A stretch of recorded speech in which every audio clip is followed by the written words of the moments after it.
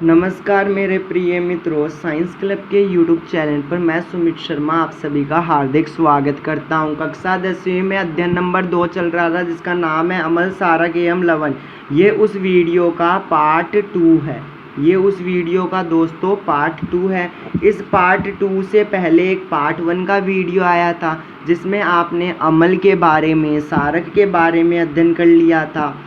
फिर अपन ने सूचांकों के प्रकार के बारे में अध्ययन कर लिया था और आज की क्लास में अपन अध्ययन करने वाले हैं अमल वह सारों के रासायनिक गुण के बारे में कि जो ये अपना अमल है या सार है, ये जब कोई भी रासायनिक गुण जैसे कि धातु के साथ अभिक्रिया करता है तो ये क्या बनाता है। जैसे कि मैं धातु की अभिक्रिया अमल के साथ करवाऊँ तो मेरे को अमल प्लस धातु जब क्रिया करेंगे तो मेरे को लवण प्लस हाइड्रोजन प्राप्त होगा। उदाहरण मैंने लिख के रखा है 2HCl प्लस Zn। जब मैंने इन दोनों को फॉर्मेशन करवाया तब ZnCl2 बना और हाइड्रोजन गैस का निकाशन हुआ। आगे जब मैंने यही अभिक्रिया सारक के साथ करवाई तब मेरे को फॉर्मूला तो वही बनता हुआ दिख रहा है कि सारक प्लस धातु जब प्रति अभिक्रिया कर रहे हैं तो लवण प्लस हाइड्रोजन गैस का फॉर्मेशन कर रहे हैं। उदाहरण पर मैंने लिखा 2NaOH प्लस जिंक। जिंक एक धातु है, जब ये दोनों अभिक्रिया करेंगे तो Na2ZnO2 बनाएंगे जिसका रासायनिक सूत्र क्या होता है, सोडियम जिंकेट होता है। दोस्तों आगे अपन बात करते हैं पॉप टेस्ट की कि अपन को पॉप टेस्ट करना है तो अपन पॉप टेस्ट को कैसे करेंगे। तो पॉप टेस्ट को अध्ययन करते हैं दोस्तों। पॉप टेस्ट क्या होता है, हाइड्रोजन गैस से निहित परख नली के पास जब एक जलती हुई मोमबत्ती लाई जाती है तो पॉप की ध्वनि उत्पन्न होती है। मतलब कि एक हाइड्रोजन नियत में परख नली लेके आऊँ और उसके पास में मैं मोमबत्ती लगाऊँ तो उससे एक पॉप ध्वनि उत्पन्न होगी। और ये टेस्ट होता है, ये हमेशा हाइड्रोजन की उपस्थिति को दर्शाने के लिए प्रयोग करता है। किसकी उपस्थिति को दर्शाने के लिए करता है, हाइड्रोजन की उपस्थिति को दर्शाने के लिए करता है। तो दोस्तों आगे अपन चलते हैं अगली स्लाइड में। अगली स्लाइड अपनी कौन सी है, अगली स्लाइड बड़ी इंपॉर्टेंट है दोस्तों कि धातु कार्बोनेट तथा धातु बाइकार्बोनेट की अभिक्रिया। धातु कार्बोनेट तथा धातु बाइकार्बोनेट की अभिक्रिया।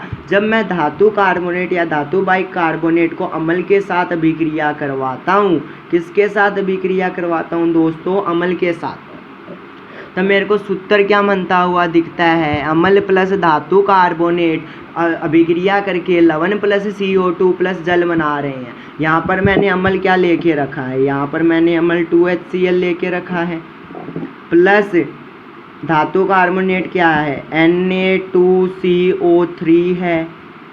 और मैं जब इन दोनों को अभिक्रिया करवाऊंगा, थोड़ा सा बड़ा लेते हैं, जब मैंने इन दोनों को अभिक्रिया करवाई तो मेरे को 2NaCl plus CO2 plus HO2 मिला। मतलब कि जब मैंने अम्ल को धातु कार्बोनेट के साथ अभिक्रिया करवाई तो मेरे को लवण प्लस जल की प्राप्ति हुई। दोस्तों ऐसे का ऐसा यहाँ पर लिखा हुआ है।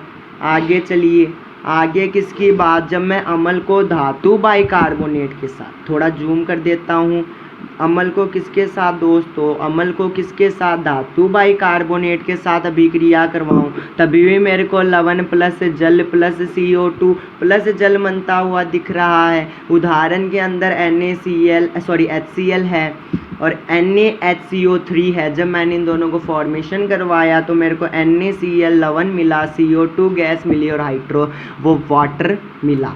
आगे अपन बात करते हैं, आगे किसकी बात करते हैं दोस्तों, आगे अपन बात करते हैं चूने के पानी का टेस्ट। अब चूने के पानी का टेस्ट आप कैसे कर सकते हो, चूने के पानी की टेस्ट, उत्पादित कार्बन डाइऑक्साइड को चूने के पानी से प्रभावित कराने पर पानी दूधिय हो जाता है। मतलब कि जब भी आपको ये कार्बन डाइऑक्साइड मिल रहा है, जैसे यहाँ पर CO2 मिला, यहाँ पर CO2 मिला, जब आप इसको है ना चूने के पानी के साथ प्रभावित करवाते हो तो आपको पानी दूधिय मिलता है। जैसे कि CaOH का वोल्टवाइज कैल्शियम हाइड्रोक्साइड, जब मैं इसको CO2 के साथ अभिक्रिया करवा रहा हूँ तो मेरे को CaCO3 कैल्शियम कार्बोनेट मिल रहा है जो सफ़ेद अवशेषण है और H2O बन रहा है। और बाई चांस मैं CaCO3 में ही अधिक मात्रा में CO2 प्रभावित करवा देता हूँ दोस्तों, तो मेरे को क्या मिलेगा, तब मेरे को CaHCO3 का वोल्ट वाइज मिलेगा जो जल में घुलनशील होगा। इतना मैं आशा करता हूँ कि आपको यहाँ तक समझ में आ गया। आगे अपन बात करते हैं अम्ल व क्षारक की परस्पर अभिक्रिया। अम्ल व क्षारक की परस्पर अभिक्रिया से पहले मैं इसको मिटा देता हूँ। जो अपना ये रफ वर्क है, इस रफ वर्क को अपन मिटा देते हैं दोस्तों। इस रफ वर्क को जल्दी से जल्दी मिटा देते हैं, जो अपना आगे वाला काम आसानी से चल जाए। चलिए, रफ वर्क मिटा दिया। अम्ल एवं क्षार की परस्पर अभिक्रिया पर आ गए दोस्तों। अम्ल व क्षारक की परस्पर अभिक्रिया, अम्ल व क्षारक की परस्पर अभिक्रिया, इसका सबसे सिंपल सा एग्जाम्पल क्या है? सबसे सिंपल सा एग्जाम्पल है एसिड प्लस बेस जब रिएक्ट करते हैं ना, तब सॉल्ट बनाते हैं। सॉल्ट प्लस H2O बनाते हैं। याद रखना, यहाँ पर जो ये अपना A है ये एसिड है और ये B है ये अपना यहाँ पर बेस है। तो इसको ही एक सूत्र के द्वारा आपको यहाँ पर दिखाया गया है कि जब अम्ल प्लस क्षारक लवण प्लस जल का निर्माण करते हैं, इसी अभिक्रिया को दोस्तों उदासीनीकरण अभिक्रिया कहते हैं। इसी अभिक्रिया को क्या कहते हैं दोस्तों? उदासीनीकरण अभिक्रिया। दोबारा से देख लेना, उदासीनीकरण परीक्षा में सवाल आ सकता है 10th बोर्ड में कि जब अम्ल द्वारा क्षारक को प्रक्षेपित प्रभाव तथा क्षार द्वारा अम्ल का प्रभाव समाप्त हो जाता है और परिणाम स्वरूप लवण और जल प्राप्त होता है, तो ये उदासीनीकरण अभिक्रिया कहलाता है दोस्तों। आपको ऐसे याद ना हो तो आप एक और इसकी परिभाषा ले सकते हो। कौन सी परिभाषा दोस्तों? आप इसकी परिभाषा ले सकते हो कि जब अम्ल और क्षार आपस में अभिक्रिया करते हैं और लवण प्लस जल का निर्माण करते हैं, तो उसे भी उदासीनीकरण अभिक्रिया कह सकते हैं दोस्तों। बड़ी छोटी सी परिभाषा है। फिर इसका एक एग्जाम्पल, उदाहरण, क्योंकि केमिस्ट्री अपनी उदाहरणों पर चलती है। जैसे कि मैंने यहाँ पर लिख के रखा है, यहाँ पर मैंने लिख के रखा है 2NaOH, सोडियम हाइड्रोक्साइड जब HCl अम्ल के साथ अभिक्रिया कर रहा है तो यहाँ पर NaCl प्लस H2O बना रहा है। तो अपना ये जो फॉर्मूला है ना, ये फॉर्मूला इस उदाहरण को आराम से बैलेंस कर रहा है, उदासीनीकरण अभिक्रिया को बैलेंस कर रहा है। आगे देखो दोस्तों, आगे किसकी बात? आगे अपन अब बात करने वाले हैं बहुत इम्पोर्टेंट सारणी की, जो आने की संभावना पर रह सकती है कि जब आप प्रबल अम्ल को मतलब स्ट्रॉन्ग एसिड को दुर्बल क्षारक मतलब वीक बेस के साथ अभिक्रिया करवाते हो तो आपको लवण कैसा प्राप्त होगा? तो आपको लवण अम्लीय प्रकृति का प्राप्त होगा और जल मिलेगा ही मिलेगा। जब आप दुर्बल अम्ल को प्रबल क्षार के साथ करवाते हो तब आपको क्षारीय लवण मिलता है प्लस जल बनता है। इसी प्रकार आप दोनों तरफ भी बराबर ले लो, strong acid and strong base ले लो, तब ये उदासीनीकरण बनता है, उदासीन लवण बनता है। इसके आगे जब आपने दोनों तरफ दुर्बल लेके रखा है तब कोई प्रॉब्लम नहीं है, वहाँ उस कंडीशन में भी उदासीन ही बनेगा। दोबारा से रिपीट कर लेना दोस्तों, दोबारा से रिपीट कर लेना। क्या रिपीट करोगे कि जब स्ट्रॉन्ग एसिड वीक बेस के साथ रिएक्ट करता है तो अम्ल बनता है, वो अम्लीय प्रकृति का होता है। दुर्बल अम्ल प्लस प्रबल क्षारक अभिक्रिया करते हैं तो क्षारीय लवण बनते हैं। प्रबल अम्ल और प्रबल क्षारक दोनों के दोनों प्रबल हो गए तब अपना लवण भी कैसा बनेगा? उदासीन बनेगा। दुर्बल अम्ल जब दुर्बल क्षारक के साथ अभिक्रिया करता है दोस्तों तभी भी उदासीन बनता है। यहाँ तक मैं आशा करता हूँ कि आपका क्लियर हो चुका है कॉन्सेप्ट। आगे अब बड़ा इंपॉर्टेंट टॉपिक है, बहुत ध्यान से सुनना है, क्वेश्चन आने की आशा बनी हुई है। अम्ल के साथ धात्विक ऑक्साइड की अभिक्रिया, बड़ा इंपॉर्टेंट टॉपिक है। अम्ल के साथ धात्विक ऑक्साइड की अभिक्रिया कैसे करवाओगे? देखो इसका सूत्र है, धात्विक ऑक्साइड जब अम्ल के साथ क्रिया करता है तो क्या बनाता है? अम्ल प्लस जल बनाता है। क्या बनाता है? अम्ल प्लस जल बनाता है, लवण प्लस जल बनाता है, सॉरी दोस्तों, CuO धात्विक ऑक्साइड है, कॉपर ऑक्साइड है। जब ये 2HCl हाइड्रोक्लोरिक अम्ल के साथ अभिक्रिया करता है तो CuCl2 प्लस H2O बनाता है, कॉपर क्लोराइड प्लस जल बनाता है। कॉपर क्लोराइड के बनने से विलयन का रंग नीला हो जाता है, जैसे कि मेरे मार्कर का रंग अभी नीला है वैसे ही कॉपर क्लोराइड भी नीला हो जाता है दोस्तों। धात्विक ऑक्साइड की प्रवृत्ति क्षारीय होती है, इसलिए जब भी अपन याद रख लेना, जब भी धात्विक ऑक्साइड को कब क्रिया करवाओगे, अम्ल के साथ क्रिया करवाओगे तो हमेशा आपको लवण प्लस जल मिलता है। इसका कंडीशन क्या है, क्योंकि धात्विक ऑक्साइड की प्रवृत्ति हमेशा क्षारीय होती है, क्योंकि ये अम्ल के साथ क्रिया करके लवण और जल बना लेते हैं। धात्विक ऑक्साइड कौन कौन से हो सकते हैं, CuO और MgO हो सकते हैं, कॉपर ऑक्साइड और मैग्नीशियम ऑक्साइड हो सकते हैं दोस्तों। चलिए दोस्तों आगे अपन बात करते हैं अगली स्लाइड की। अगली स्लाइड की तरफ चलते हैं दोस्तों। अगली स्लाइड क्या है, अधात्विक ऑक्साइड की क्षारों के साथ अभिक्रिया। धात्विक ऑक्साइड को आप क्षार के साथ अभिक्रिया नहीं करवा सकते। क्यों नहीं करवा सकते, क्योंकि धात्विक जो अपना ये धात्विक ऑक्साइड होता है ये सारी प्रकृति का होता है, इसलिए इसे अधात्विक के साथ करवाते हैं दोस्तों। तो चलिए करवाते हैं अधात्विक ऑक्साइड को। एक बात ध्यान रखो दोस्तों, अभी तक आपने इस वीडियो को अपने फ्रेंड सर्कल में शेयर नहीं किया है तो सबसे पहले वीडियो को शेयर करें, वीडियो को लाइक करें और चैनल को सब्सक्राइब करना ना भूलें। तो चलिए दोस्तों अपने टॉपिक पर आते हैं। अधात्विक ऑक्साइड की क्षारों के साथ अभिक्रिया।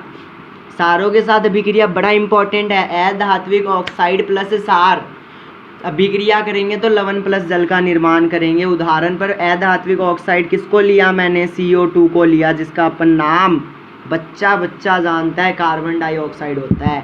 CaOH का वोल्ट वाइज कैल्शियम हाइड्रोक्साइड ये एक प्रकार का क्षारक है। जब ये दोनों अभिक्रिया करते हैं तो CaCO3 प्लस जल बनाते हैं दोस्तों। अधात्विक ऑक्साइड प्रवृत्ति में अम्लीय होता है, इसलिए ही विद्युत धारा प्रभावित कर सकते हैं। इसमें याद रखना।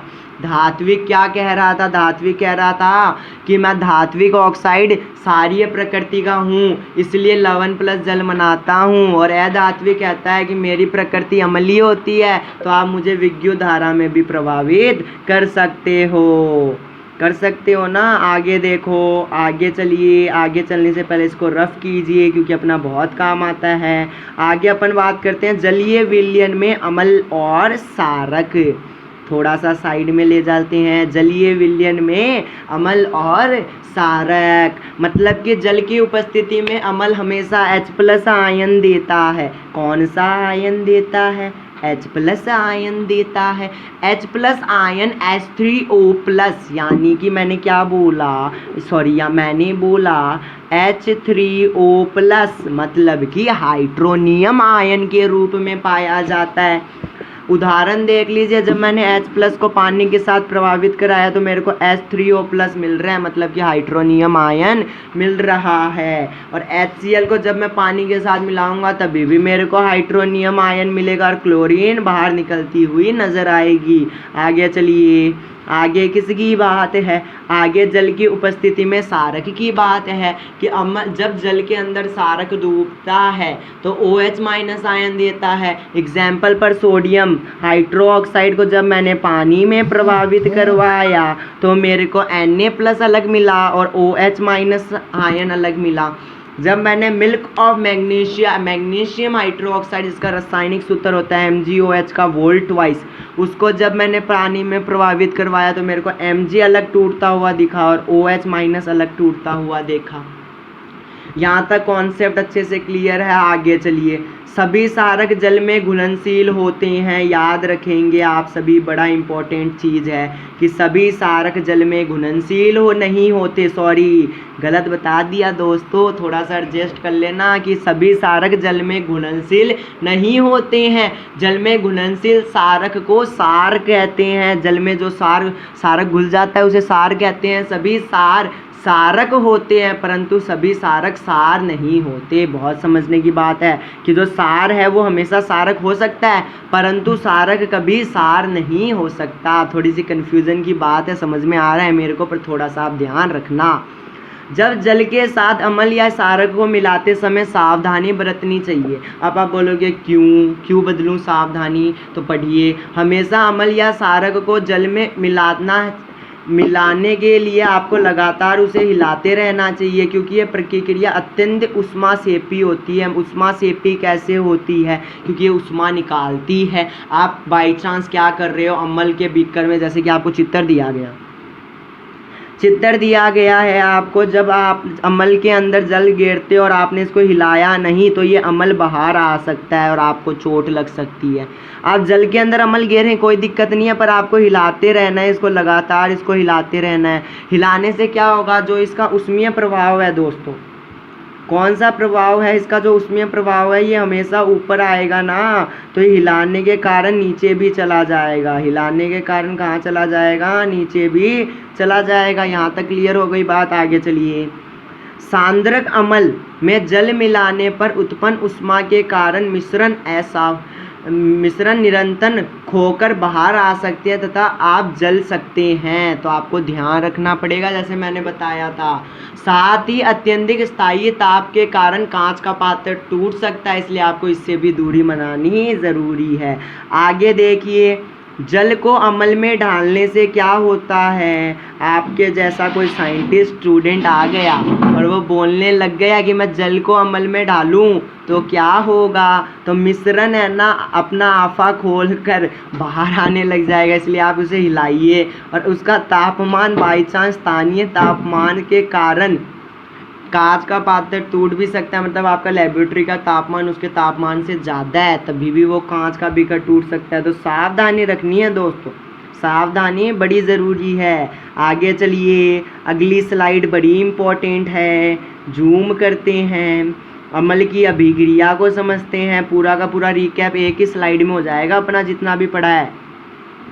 ध्यान से देखो दोस्तों, क्या देखोगे, जब अम्ल प्लस धातु को अभिक्रिया करवाई तो लवण प्लस हाइड्रोजन गैस निकल रहा था कि नहीं निकल रहा था। ये सिर्फ अम्ल की अभिक्रिया, इसमें सिर्फ और सिर्फ मैं बात कर रहा हूँ अम्ल की, कि मैं अम्ल को किस किस के साथ अभिक्रिया करवा सकता हूँ और मेरे को क्या क्या मिल सकता है। जैसे कि मैंने अम्ल प्लस धातु की अभिक्रिया कराई तो मेरे को लवण प्लस हाइड्रोजन गैस प्राप्त हुआ, और इसी को मैं जब अधात्विक के साथ करता हूँ तो सूत्र तो वही रहेगा कि अधात्विक ऑक्साइड प्लस अम्ल, और बनाएगा क्या, लवण प्लस जल बनाएगा। आगे अपन देखते हैं अम्ल क्या, आगे देखते हैं धातु कार्बोनेट के साथ जब मैं अम्ल को अभिक्रिया कराता हूँ तो मेरे को लवण प्लस कार्बन डाइऑक्साइड प्लस जल बनता हुआ दिखेगा। और जब मैं अम्ल को क्षारक के साथ अभिक्रिया करवाऊंगा तो मेरे को लवण प्लस जल मिलेगा, जिसे अपन उदासीनीकरण अभिक्रिया कहते हैं। और जब मैं धातु कार्बोनेट के साथ इसकी अभिक्रिया करवाऊंगा तभी भी मेरे को लवण प्लस CO2 प्लस जल मिलने वाला है दोस्तों। तो यहाँ तक मैं आशा करता हूँ आपको समझ में आया होगा। आगे चलिए, आगे क्षारक की अभिक्रिया, बड़ा इंपॉर्टेंट, क्षारक की अभिक्रिया। अम्लों के बारे में पढ़ लिया, क्षारक के बारे में भी पढ़ेंगे, नहीं तो क्षारक बुरा मान जाएगा। क्षारक को जब मैंने धातु के साथ अभिक्रिया करवाई तो मेरे को लवण प्लस हाइड्रोजन गैस निकलती हुई दिखी। जब मैंने क्षारक को अधात्विक ऑक्साइड के साथ अभिक्रिया करवाई तब मेरे को लवण प्लस जल बनता हुआ दिखा। जब मैंने धातु कार्बोनेट के साथ क्षारक को अभिक्रिया करवाई तो मेरे को वहाँ पर कुछ ही नहीं मिला, क्योंकि कंडीशन अप्लाई है कि क्षारक को आप कभी भी धातु कार्बोनेट के साथ अभिक्रिया नहीं करवा सकते। और जब आप अम्ल को क्षारक के साथ करवाते हो तो लवण प्लस जल मिलता है, जो आपको पता है। और धातु कार्बोनेट के साथ भी इसकी अभिक्रिया नहीं हो सकती, मतलब कि क्षारक की अभिक्रिया ना तो कभी धातु कार्बोनेट से होगी और ना ही धातु बाइकार्बोनेट से होगी। यह आपको आवश्यक याद रखना पड़ेगा दोस्तों, ज़रूर याद रखना पड़ेगा। आगे चलें, आगे जूम करने की आवश्यकता वापस दिख रही है कि अब अपना टॉपिक बड़ा इम्पोर्टेंट है। ऐसे तो सारे इम्पोर्टेंट है पर ये थोड़ा सा ज़्यादा है कि अम्ल व क्षारक में समानता। मतलब कि समानता क्या है, अम्ल के अंदर ऐसा क्या है कि ये क्षारक के समान आ जाता है। जैसे कि मैं आपको बताऊं कि सभी अम्ल H+ आयन उत्पन्न करते हैं किसमें, जल में, और सभी क्षारक OH- आयन उत्पन्न करते हैं किसमें, जल में। जब कोई क्षारक जल में मिलाया जाता है तो तनुकृत हो जाता है। जल में मिलाने पर आयन की सांद्रता, जो उसकी सांद्रता होती है वो H3O+ या OH- में बदल जाती है या कमी हो जाती है उसकी। अब आगे अपन बात करेंगे किसकी, सार तथा अम्ल की प्रबलता की, कि सार ज़्यादा प्रबल है कि अम्ल ज़्यादा प्रबल है। किसी सार या अम्ल की प्रबलता उसके द्वारा उत्पन्न H+ आयन या OH- आयन पर डिपेंडेंट या उनकी संख्याओं पर निर्भर करती है, डिपेंडेंट होती है, ये आपको याद रखना है। किसी अम्ल या सारक की प्रबलता हम एक सूचांक द्वारा ज्ञात कर सकते हैं, उस सूचांक को सार्वभौमिक सूचांक कहते हैं, इंग्लिश में यूनिवर्सल इंडिकेटर कहते हैं। मैंने इसकी परिभाषा भी आपको बताई थी। ये सूचांक किसी विलयन में हाइड्रोजन आयन की विभिन्न सांद्रता को विभिन्न रंगों में प्रदर्शित करता है। और सार्वभौमिक सूचांक क्या होता है, यूनिवर्सल इंडिकेटर क्या होता है, अनेक सूचांकों का मिश्रण होता है दोस्तों। आगे चलिए दोस्तों, आप थोड़ा जल्दी पढ़ेंगे और कोर्स को थोड़ा सा खींचने का प्रयास करेंगे। अब आगे अपना जो टॉपिक है ना दोस्तों, वो थोड़ा सा नया आ गया।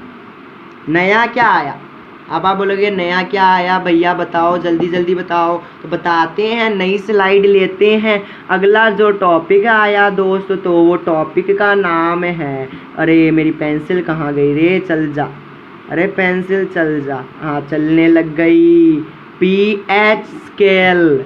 अब आप बोलोगे ये क्या बला है, ये बहुत अच्छी बला है। P का मतलब क्या होता है, P एक ग्रीक वर्ड है जिसको इंग्लिश में पोटेंस कहते हैं, जिसका हिंदी में मीनिंग होता है पावर। क्या मतलब है इसका हिंदी में, पावर, याद रखना पड़ेगा, पावर है। H का मतलब तो आप लोग जानते हैं, आपसे कोई परिचित नहीं है, H का मतलब है हाइड्रोजन, ठीक है। तो अब आपको पता चल गया pH स्केल क्या है, पावर ऑफ हाइड्रोजन आयन। तो चलिए अपनी स्लाइड निकालते हैं। कहाँ गई हमारी स्लाइड, कहाँ गई रे, ये रही हमारी स्लाइड। अरे स्लाइड कहाँ भाग गई, स्लाइड को पकड़ना पड़ेगा। ये रही अपनी स्लाइड, स्लाइड आ गई। pH स्केल को खोल लेते हैं। pH स्केल क्या कहती है, किसी विलयन में उपस्थित H+ आयन की सांद्रता को अम्ल सांद्रता ज्ञात करने के लिए एक स्केल विकसित की गई, जिसे pH स्केल कहते हैं। मतलब कि किसी अम्लीय प्रकृति में H+ आयन की सांद्रता को ज्ञात करने के लिए एक स्केल बनाई गई, जिसे क्या कहते हैं, pH स्केल कहते हैं। pH स्केल का नाम सॉरसेन ने बनाया था। pH स्केल किसने बनाई थी, सॉरसेन ने बनाई थी। pH में P पोटेंस या पुशांक, जो एक जर्मन वर्ड है, सॉरी ग्रीक वर्ड नहीं है, जर्मन वर्ड है, थोड़ी सी गड़बड़ हो गई, जर्मन वर्ड है जिसका अर्थ क्या है, शक्ति, याद रखना है, क्या अर्थ है, शक्ति। आगे देखिए, बाई चांस pH 7 के बराबर हो तो अम्ल जो उसका विलय है वो कैसा होगा, उदासीन होगा। बाई चांस pH स्केल 7 से कम है तो अम्लीय प्रकृति का होगा, और pH स्केल 7 से ज़्यादा है तो क्षारीय प्रकृति का होगा। इतना आपको अच्छे से क्लियर हो गया, हो गया तो आगे चलो, हो गया तो आगे चलो। ये स्केल 0 से 14 तक pH ज्ञात करने के लिए उपयोगी लाई जाती है। जैसे कि आपने CH3COOH का नाम सुना होगा, H2CO3 का नाम सुना होगा, ये सारे के सारे दुर्बल अम्ल है। इनकी pH स्केल क्या है, इनकी pH स्केल कम है, इनकी pH स्केल कम है। प्रबल अम्ल के उदाहरण HCl, बच्चा जानता है HCl क्या होता है, हाइड्रोक्लोरिक अम्ल, H2SO4 सल्फ्यूरिक, HNO3 नाइट्रिक। तो ये H+ आयन मात्रा को प्रदर्शित कर रहे हैं दोस्तों, H+ आयन की मात्रा को प्रदर्शित कर रहे हैं। आगे देखिए, आगे किसकी, दुर्बल अम्ल, दुर्बल सार। दुर्बल सार कौन सा, NH4OH, अमोनियम हाइड्रोक्साइड सबसे दुर्बल होता है। प्रबल सारक कौन सा है, NaOH, KOH, CaOH का वोल्टवाइज। ये जलीय विलयन में OH- आयन दे रहे हैं। आगे चलिए, आगे फटाफट चलिए, आगे क्या है, आगे पता चल गया कि 7 से इस तरफ घट रहा हो क्रम, 7 से इस तरफ जा रहा हो तो अम्ल की प्रकृति बढ़ती है, और यहाँ पर भी सार की प्रकृति बढ़ती हुई दिखाई देती है। मतलब कि 7 से 6, तो ये कम नहीं हो रही है इसकी प्रकृति बढ़ ही रही है, और यहाँ पर जा रहा है तो ये ऐसे भी बढ़ रही है। मतलब कि H+ आयन की सांद्रता यहाँ से भी एक जैसी हो रही है, और यहाँ पर H+ आयन की सांद्रता की कमी हो रही है, तो याद रखेंगे। आगे आप क्या देखने वाले हो दोस्तों, आगे आज आप परिचित होने वाले हो किससे, दैनिक जीवन में पीएच का महत्व से। दैनिक जीवन में पीएच का महत्व है। पौधे एवं पशु पीएच के प्रति संवेदनशील होते हैं। हमारा शरीर 7.0 से 7.8 पीएच रेंज के बीच का कार्य करता है। जीके का क्वेश्चन है कि हमारा शरीर 7.0 से लेकर 7.8 की रेंज में कार्य करता है। वर्षा के जल की पीएच मान 5.6 होती है, आने की आशा है इसकी। वर्षा के जल का पीएच मान कितना, 5.6 से कम हो सकता है, तो वह अम्लीय वर्षा होगी। मतलब जिसका पीएच मान 5.6 से कम होता है उसे आप क्या कहोगे, उसे अम्लीय वर्षा कहोगे। चलिए आगे चलो, आगे चलो। ये तो रफ वर्क था, ये रहा अपना रियल वर्क। चलिए मिट्टी का पीएच मान बड़ा इम्पोर्टेंट, सारे के सारे इम्पोर्टेंट टॉपिक है। मिट्टी के पीएच मान को थोड़ा जूम करते हैं, आप अपनी वीडियो क्वालिटी को थोड़ा सा साफ़ कर लेना तो आपको साफ़ सुथरा दिख जाएगा।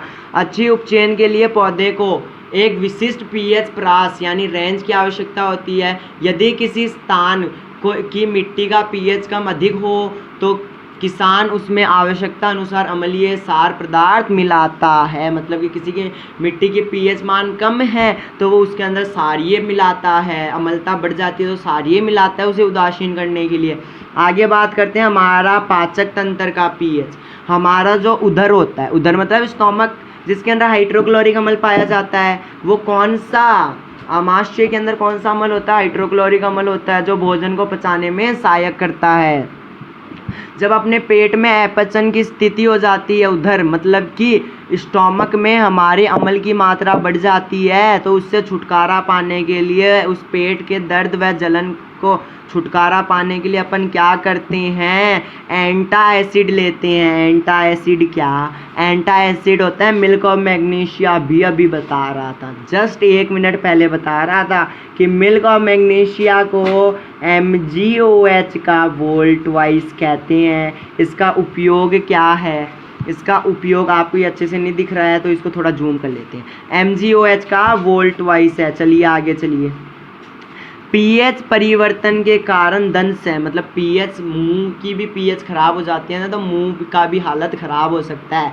मुंह के पीएच का मान 5.5 से कम होने के कारण दांत का स्नेह प्रारंभ हो जाता है। मतलब कि दांतों का टूटना, दांतों से बदबू आना, मुंह से बदबू आना, ये सब होना स्टार्ट हो जाता है। आगे देखिए दांतों का, आगे देखिए दोस्तों, आगे क्या देखोगे, आगे देखोगे दांतों का दंतवल्क कैल्शियम फास्फोरेट से बना होता है, जो शरीर का सबसे कठोर पदार्थ होता है। यह जल में नहीं घुलता है, लेकिन मुंह की पीएच का मान 5.5 से कम होने पर ये बदबू मारने लगता है, और इससे छुटकारा पाने के लिए अपन सार का उपयोग करते हैं। उस सार को अपन दंत मंजन कहते हैं।